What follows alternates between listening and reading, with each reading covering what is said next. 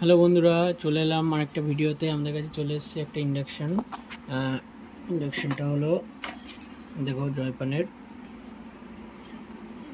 Induction. তো ইন্ডাকশনটা এখন তো দেখতেই পাচ্ছ খুব ভালো অবস্থা, ভালো কন্ডিশনে আছে। এটা পুরো পরিষ্কার করে নতুনের মতন করা হয়েছে। এটা এরকম ছিল না, পুরো তেল কাস্টে দিয়ে ভরা ছিল।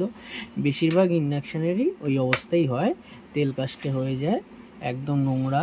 কিন্তু আমাদের কাছে আসার পর আমরা সেটাকে একদম নতুনের মতন করে দিই এবং গ্যারান্টি সহকারে সেই কাজটা করে দিয়ে থাকি ইন্ডাকশানে। তো ইন্ডাকশানে দেখো কি কি খারাপ হয়েছে। তো এই যে বোর্ডটা দেখতে পাচ্ছ, এই বোর্ডটায় 100% 90 না 100% সুইচ খারাপ ছিল, 5টা এলইডি খারাপ ছিল।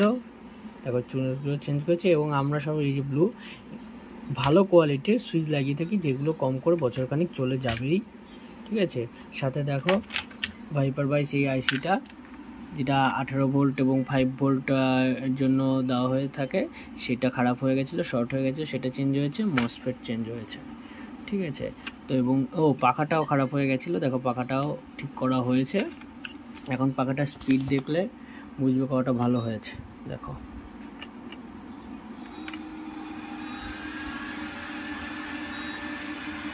কতটা ভালো চলছে, হাই স্পিডে পাখা। তো পাখার যদি স্পিড কমে যায় এবং পাখার উপরে যে তেল কাস্টে আবরণ থাকে, সেটা থাকলে পাখাটা আস্তে ঘুরবে এবং মসফেটটাকে ঠান্ডা করতে পারবে না, কারণ এই মসফেটটা তাড়াতাড়ি জ্বলে যাবে। তো আমাদের কাছে এলে একদম নতুনের মতন করে হবে।